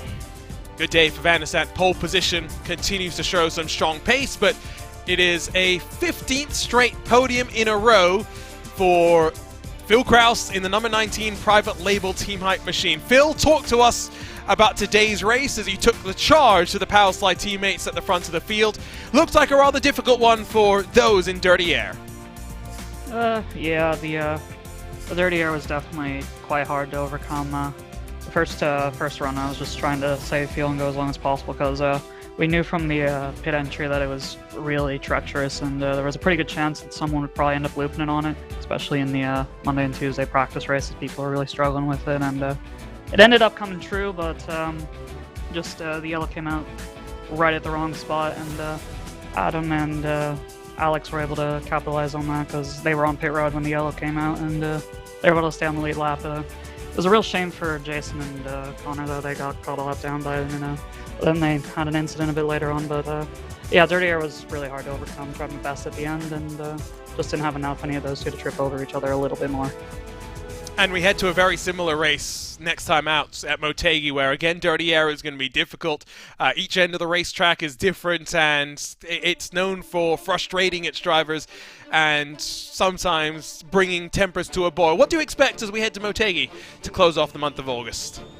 To be honest, just single file racing. It's super hard to get a good setup to work there and be able to race. Every time I've raced there, I've been stuck single file pretty much the whole time, so whoever gets pole, they're in with a good shot to win the race. But obviously that's all just speculation. We'll have to see what happens, and maybe Andrew can pull a blinder on us and make a really good setup for Motegi. We'll see. No pressure. No pressure at all. When it comes to, of course, looking at the end of the season, when we get, of course, to Auto Club and we get to that final race, we've got plenty of road course racing still left to go, and there is the potential that we'll have some new faces joining the party as we wind to the end of the year. Are you excited about having some new challenges as we close off the campaign with some of the best road courses that the world that iRacing has to offer?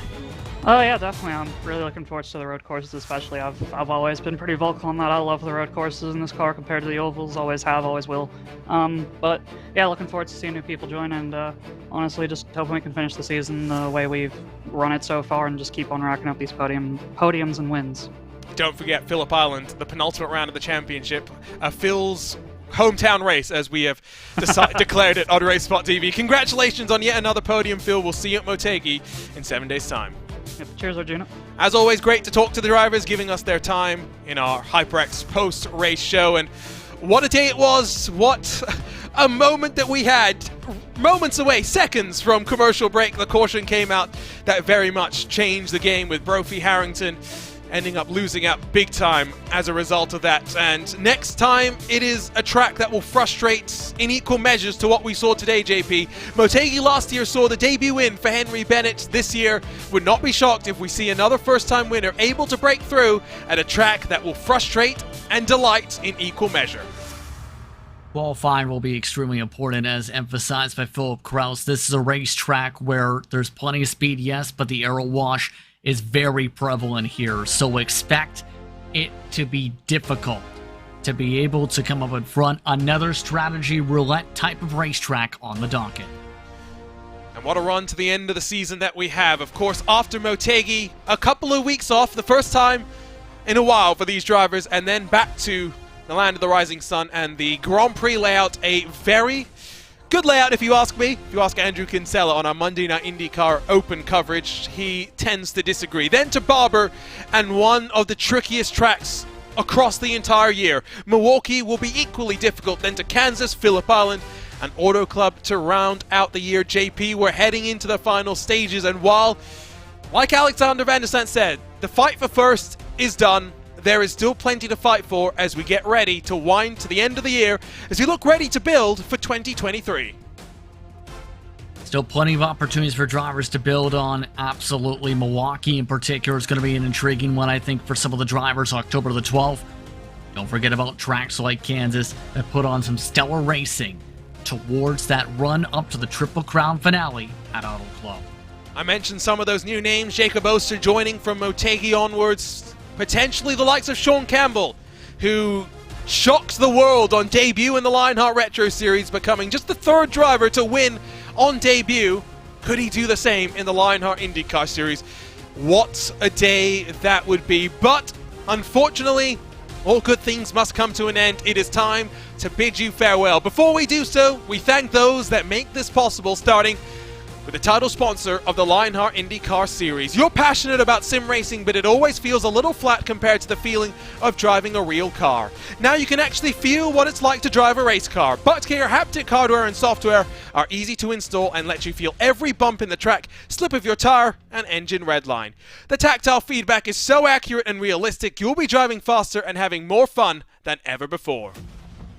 The Lionheart Racing Series is powered by HyperX, makers of premier gaming gear like the legendary ultra-comfortable Cloudline of gaming headsets. Whatever you play, however you play, HyperX knows we're all gamers. For more information on HyperX products, visit hyperx.com.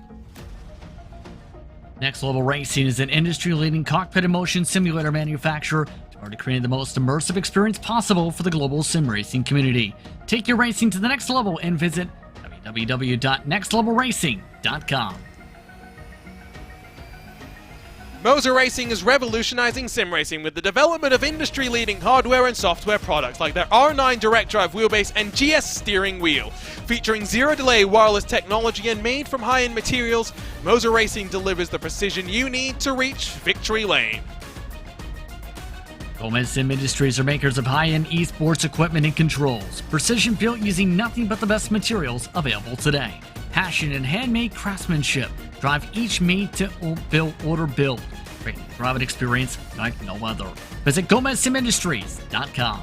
It's not just them, but so many more that make this all possible. To learn about the partners of the Lionheart Racing Series or the 3 competitions the sanctioning body puts on, head to LionheartRacingSeries.com. And of course, don't forget to head to social media where you can stay up to date on all the latest comings and goings within the virtual paddock, within the world of the Lionheart Racing Series. And what a day it was. What a tumultuous day for some. A delightful day for others. Adam Blocker roars to HyperX victory lane once more and continues to set history. Today, the first driver to win multiple times at the Worldwide Technology Raceway. The busy month of August continues for the stars of the Lionheart IndyCar Series presented by Buttkicker, as 7 days from today they get ready to do it all over again in the Land of the Rising Sun for the HyperX Twin Ring 200. Of course, next week is all about Motegi though, as the Lionheart Speedway Series presented by Moser Racing will get the week underway with the Moser Racing Twin Ring 200, a double header of delightful action of IndyCar racing from the Motegi Speedway. You can catch it exclusively on RaceSpot TV and on ESTV. On behalf of the team behind us at RaceSpot TV, for Justin Prince and myself, Arjuna Kankipati, delighted to share your company this Wednesday evening. We'll see you next week from Motegi to kick off the doubleheader. For now, though, we congratulate Adam Blocker and we bow down to the inevitability of Philip Kraus, a 15th podium in a row as Adam Blocker takes victory number 3 of the season. We'll see you next week. For now, so long and goodbye.